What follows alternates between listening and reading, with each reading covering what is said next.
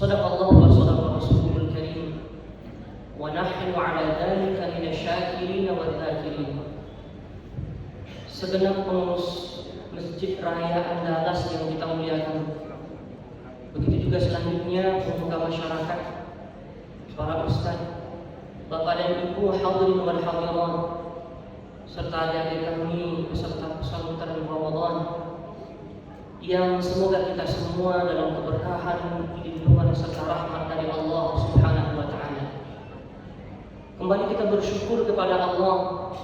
Alhamdulillah pada subuh hari ini Allah Subhanahu wa taala kembali menghidupkan kita setelah mematikan kita sementara. Kalau dilihat Bapak dan Ibu di tempat kami sejak 4 hari yang lalu itu telah banyak dan pulang. Zuhur 4 hari yang lalu ada pengumuman yang diawali dengan Inna lillahi wa inna ilaihi raji'un. Lalu ketika sahur pagi besoknya kembali ada pengumuman yang diawali dengan Inna lillahi wa inna ilaihi raji'un. Pulang kami tausiah subuh itu di jalan Baswolo tenda kematian. Dan 2 hari yang lalu salah seorang dosen senior kami di Stempik Sumatera Barat, mungkin Bapak dan Ibu ada yang tahu, beliau adalah salah seorang penghafal Al-Quran. Hafalan beliau lancar dan sudah banyak membimbing para penghafal Al-Quran di negeri yang tercinta ini. Beliau adalah Buya Mukhlis SMIK, juri Sumatera Barat. Setiap kali menjadi beliau selalu terlibat untuk menjadi juri. 2 hari yang lalu beliau juga berpulang. Tidak tahu kalau misi sekolah itu yang ya Pak? Berarti malaikat maut masih jauh dari situ. Artinya Bapak dan Ibu, bagi yang sudah dijemput oleh Allah, tidak lagi diberikan kesempatan seperti kita yang masih duduk di rumah Allah pada subuh hari. Maka oleh karena itu layak kiranya kita bersyukur kepada Allah Subhanahu wa taala karena masih diberikan kesempatan untuk bisa mengisi setiap saat di bulan Ramadan yang penuh keberkahan ini.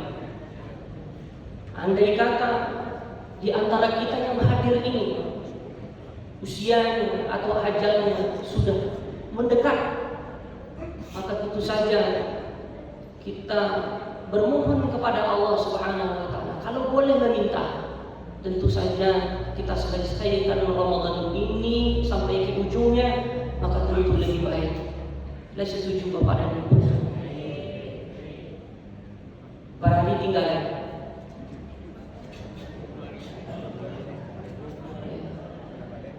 kalau kita selesaikan Ramadan ini sampai ujungnya, habis itu mau Allah jemput, ya jemputlah. Tidak hari lain, Pak.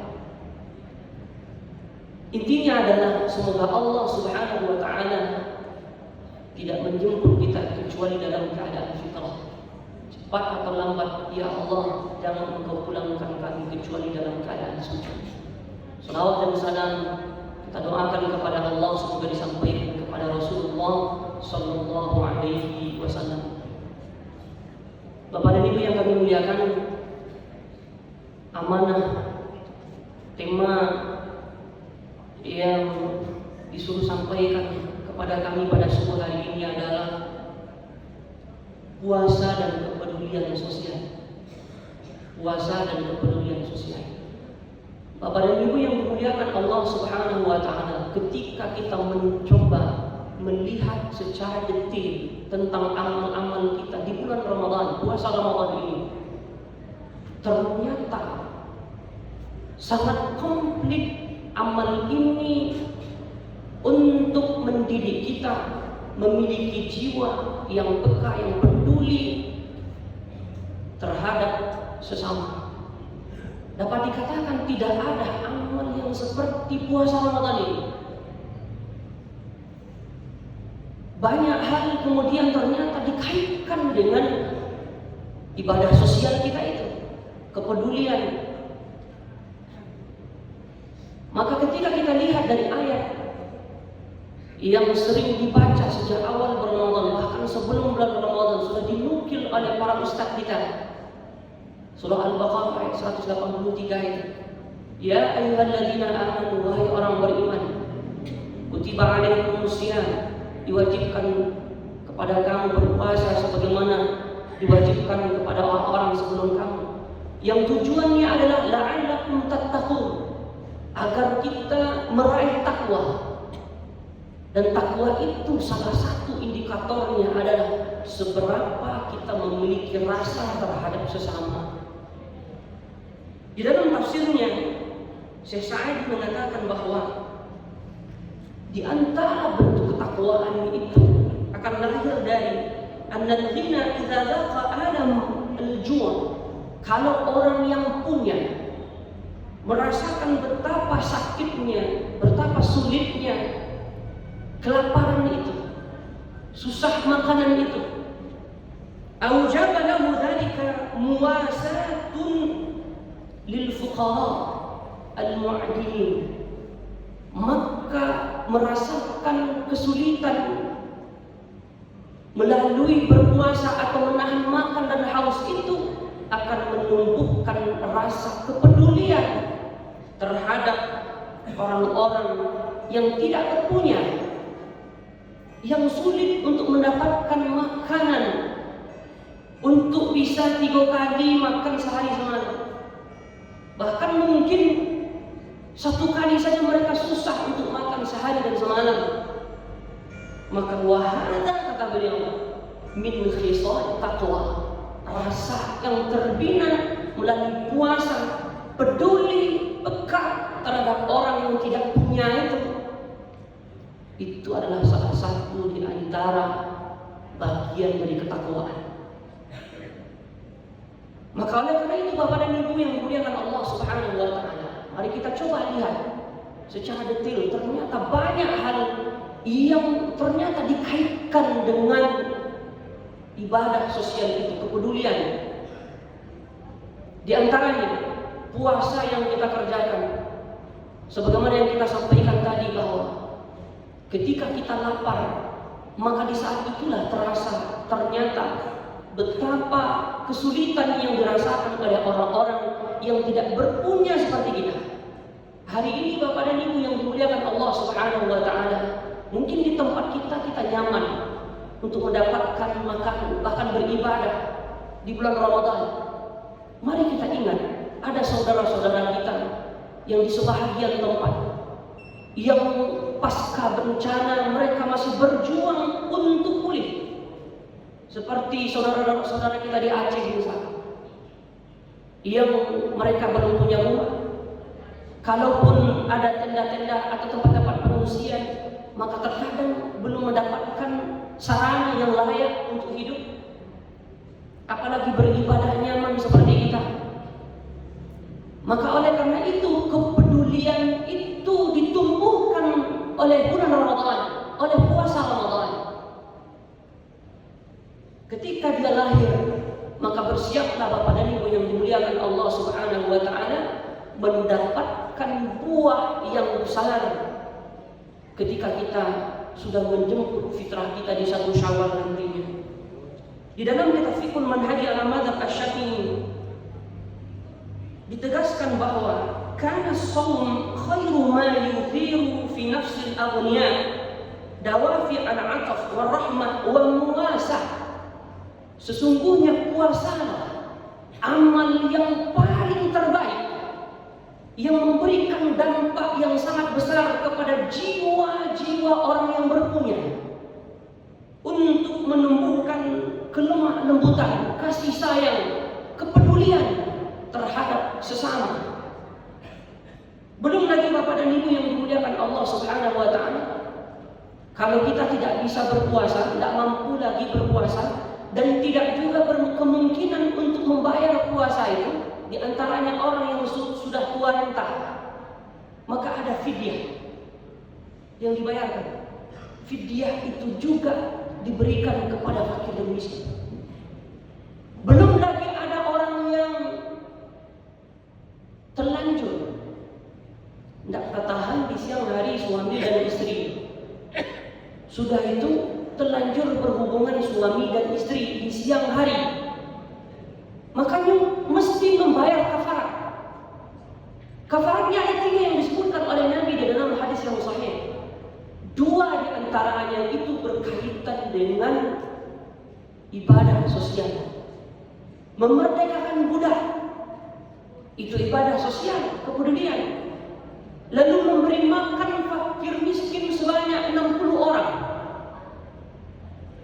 itu juga ibadah sosial. Lagi-lagi Ramadan dikaitkan dengan kepedulian terhadap sesama. Belum lagi nanti di ujung bulan Ramadan, Bapak dan Ibu, ada kewajiban yang tidak boleh tidak, yang kita bayarkan, yang puasa kita jadi tidak sempurna ketika itu tidak dibayarkan, yaitu zakat fitrah. Kepada siapa kita berikan? Pada fakir miskin, kepada asnaf yang 8, dan rata-rata semuanya adalah orang yang membutuhkan. Lagi-lagi dikaitkan dengan ibadah sosial. Begitu juga qiyamul lail di malam hari, tarawih di malam hari. Dulu sebelum Ramadan tak sebanyak itu orang dan tiba di subuh mubarakah. Tapi ketika Ramadan datang, mari kita lihat banyak wajah-wajah yang dulunya tidak ternampak, yang tidak terlihat hari ini bersama kita. Begitu juga dengan sholat tarawih yang biasanya tidak melangkahkan kaki ke rumah Allah, tapi di bulan Ramadan kita berkumpul bersama. Ada solidaritas di situ, ada kebersamaan yang terjalin di situ. Hanya dengan melihat wajah saja, jalinan itu sudah mulai kembali. Belum lagi kemudian kita memang bertegur sapa, belum lagi kemudian kita bersama dalam ketaatan, belum lagi nanti kita bersama dalam tadarus Al-Quran, belum lagi kita bersama berlomba-lomba memperbanyak bacaan Al-Quran. Maka kebersamaan itu akan menciptakan solidaritas di antara sesama. Belum lagi ada ibadah yang sangat luar biasa, yang pahalanya juga mendapatkan pahala orang yang berpuasa, yaitu memberikan perbukaan kepada orang lain. Memberikan perbukaan kepada orang lain itu adalah ibadah sosial, kepedulian. Apalagi memberikan perbukaan kepada anak yatim, fakir dan miskin, diundang ke rumah dan diberikan perbukaan. Di kampung-kampung sejak dulu ada kebiasaan hari menjamu, babuko basamu, diundang karib kerabat, diundang ahli tolan, diundang fakir dan miskin, babuko basamu. Itu adalah bagian dari sunnah yang berkaitan dengan puasa. Dan kalau kita lihat itu adalah ibadah sosial. Belum lagi nanti ketika sudah terjadi 10 malam terakhir, amal yang luar biasa itu adalah i'tikaf. Jangankan orang di tempat kita, mungkin orang di luar dari tempat kita ada yang datang untuk beriktikaf. Kami masih ingat sejak 10 tahun yang lalu, itu tempat iktikaf yang paling populer di saat itu baru Masjid Jabal Rahmah, Semen Padang. Belum lagi ada Baitur Rahmah, belum lagi ada Masjid Raya Sumatera Barat. Sehingga Masjid Jabal Rahmah itu didatangi oleh kaum muslimin dari banyak penjuru. Ada yang dari Solok Selatan, ada yang dari pesisir selatan, ada yang dari Payakumbuh, ada yang dari Pasaman. Karena kami ikut terlibat dalam iktikaf di saat itu, dan coba bertanya aja, saya berkenalan, ternyata beragam yang datang. Itu adalah bagian ukhuwah Islamiyah, solidaritas, meningkatkan solidaritas di antara sesama. Maka terkadang kita tidak melihatnya secara mendalam, tapi ternyata ibadah puasa Ramadan ini sangat luar biasa, ingin melahirkan di dalam diri kita jiwa-jiwa yang memiliki kedekatan terhadap sesama. Maka Bapak Ibu yang dimuliakan Allah Subhanahu wa taala, ketika sisi ini kurang tumbuh di hati kita, maka bisa menjadi Ramadan kita itu tidaklah maksimal. Sebagaimana yang ditafsirkan oleh Sulaiman Al-Ajuri ketika beliau menafsirkan bahwa kita kembali kepada fitrah di 1 Syawal. Di antara makna fitrah itu adalah fitrah ijtimaiyah. Beliau menyampaikan ada 3 fitrah. 1 fitrah ilahiyah, kita mudah taat di bulan Ramadan.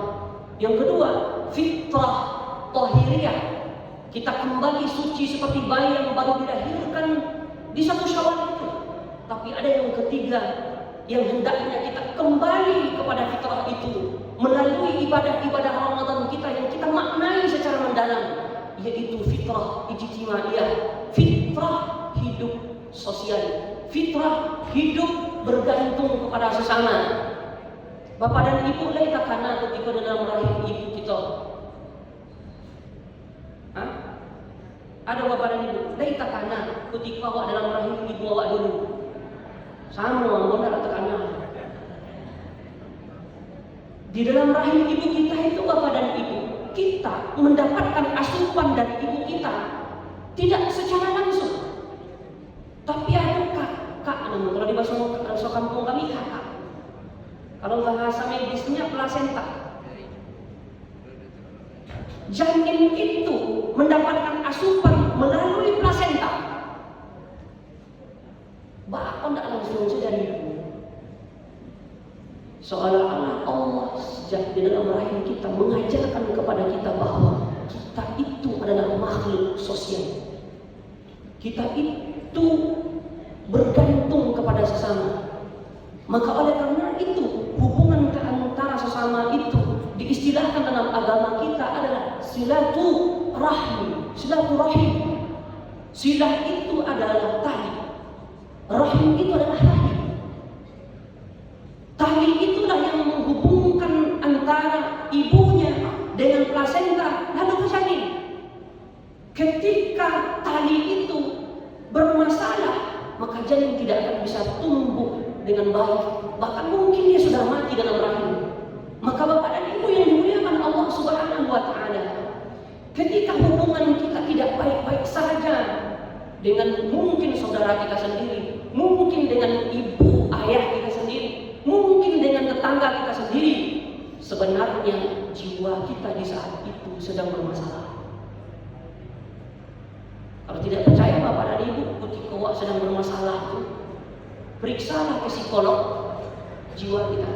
Pasti akan ditemukan bahwa jiwa kita ketika bermasalah dengan sesama itu ternyata sedang bermasalah juga. Maka ketika masalah itu bertumbuh, maka akan merenggut ketenangan, kebahagiaan di dalam hidup. Maka Ramadan kembali untuk mengembalikan itu.